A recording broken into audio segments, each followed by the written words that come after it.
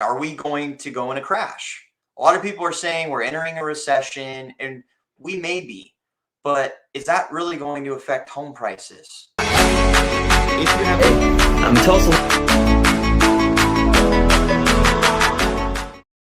what's going on in the market, what's happening right now, and are we going to go in a crash? A lot of people are saying we're entering a recession, and we may be, but is that really going to affect home prices? Not in every recession did home prices actually go down. In fact, that's quite the opposite. They actually went up. So today on Diving Into Real Estate with Darrin, I'm going to go over exactly what is going on in the market right now with interest rates and how that's affecting home prices, to give you guys some clarity to the questions you're asking and all the answers that everybody seems to know. So let's take all the opinions out of the equation and let's look at the facts from sources that matter and that are accredited. So I'm going to share my screen with you guys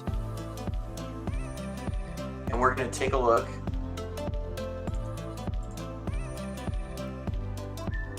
at how the market is. Most agents view the market like it's a nice little, just straightforward path and calm, and everybody's happy, right? Everybody's having fun, smiling. But for the people that don't adjust, this is what happens. Questions like inflation, how do I find a house, the economy, what's going on with the economy, are interest rates going up, what is that going to do to me and my budget, how's the supply with houses, should we wait to buy, should we wait to sell, did we miss it, should we have bought 2 years ago when we asked ourselves, did we miss it then too, right? And then in 2 more years we're going to ask ourselves the same question, did we miss it? So today we're going to look at facts to help you not ask yourself this question. So what got us here will get us less in 2022. Interest rates. Interest rates are going up right now. They're going up and they're going to continue to go up. Right now, we're at about 5.25 as of May 19th. So now I'd say they're more like 5.5, pushing 6%. Mortgage rates are likely to continue to move higher throughout the balance of 2022, although the pace of rate increases is likely to moderate. Much of the increase in rates in early 2022 is in anticipation of what will happen later this year, especially with Federal Reserve interest rate policy.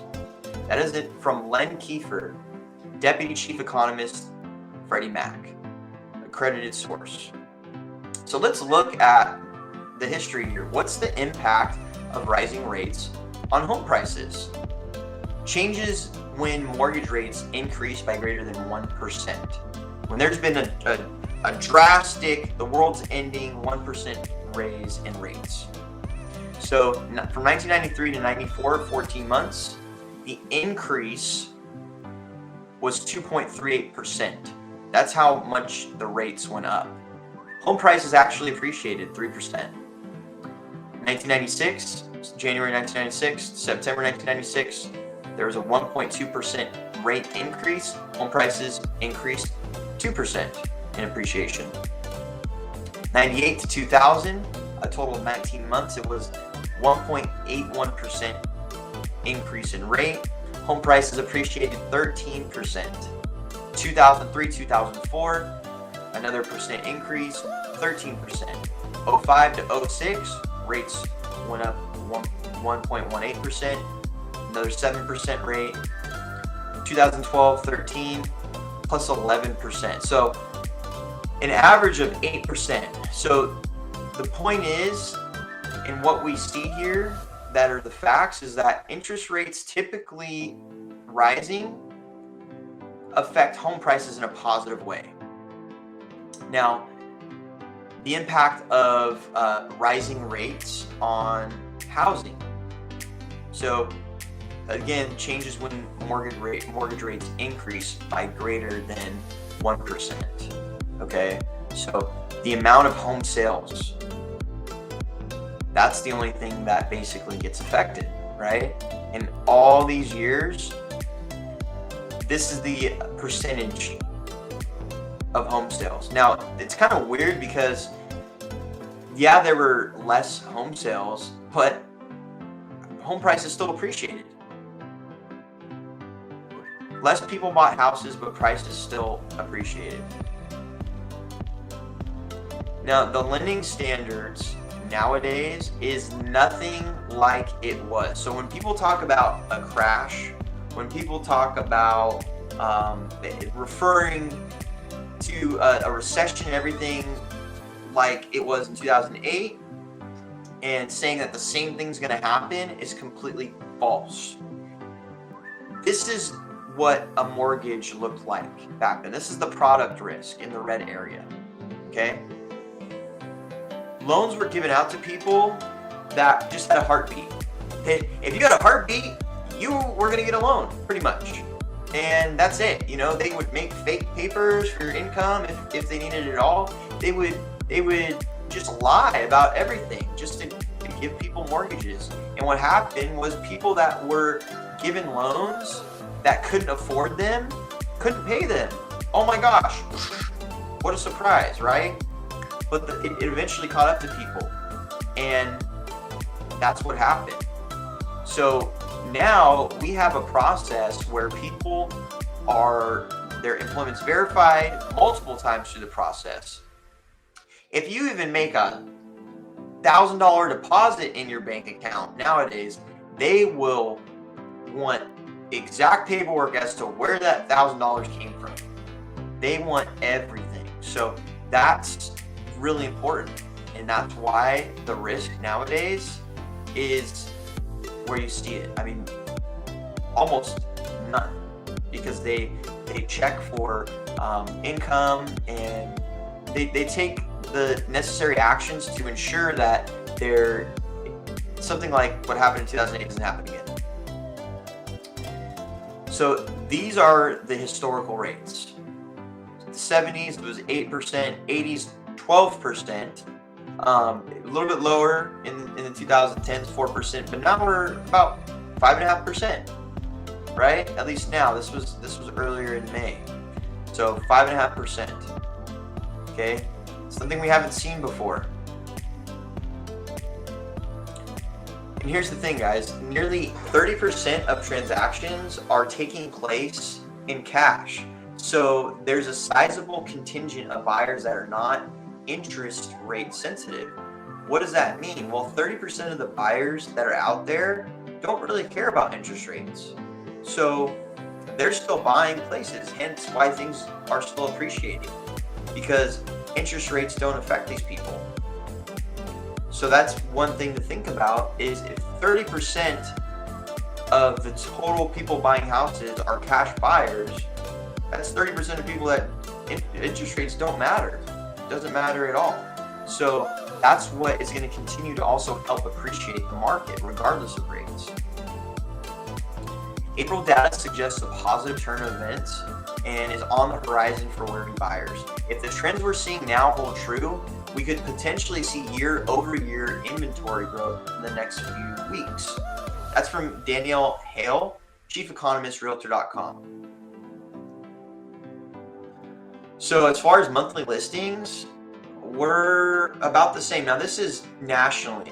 This is in thousands. So 492,000 compared to 486,000 last year. So it's pretty normal. This is what the new monthly listing counts looks like for each year. And as you can see, the last 2 years, have obviously been a little bit light, but it's trending upward. We're getting better. And when we get to this area right here, it's actually normal.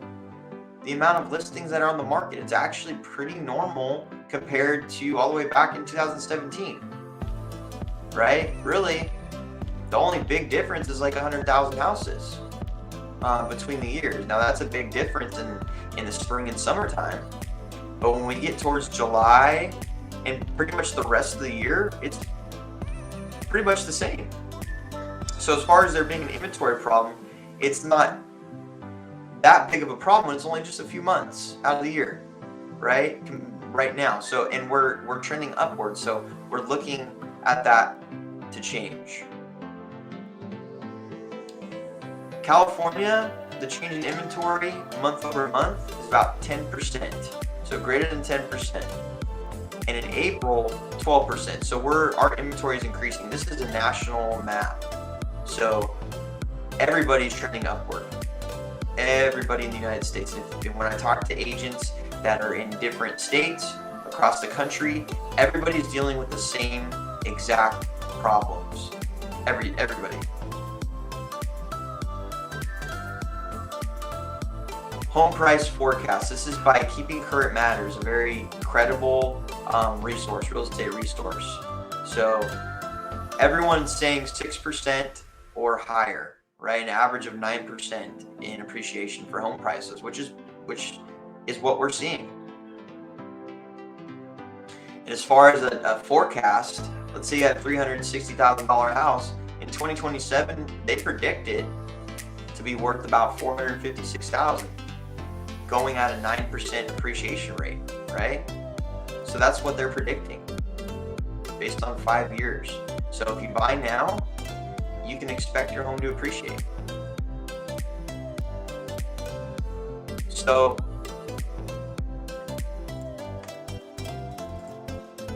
that's what I wanted to share with you guys. I hope that brought a lot of value. And next week, we're going to be talking about another very important topic that you are not going to want to miss. It's going to be even more important than what we talked about today. So don't miss it. If you like the video, please like, comment, ask questions. I will get right back to you, and I would love your input on anything you think or anything you see about the market, and share your experience with it. Whether you're a realtor or whether you're a buyer or seller, I would love to hear your opinions about the market and maybe what you see. If there's facts that you have, let's bring it up. Let's talk. And then that way we have some topics to talk about next week. So thanks for watching, guys. My name is Darrin with the DeSilva Group, and I'll see you guys next week. Take care.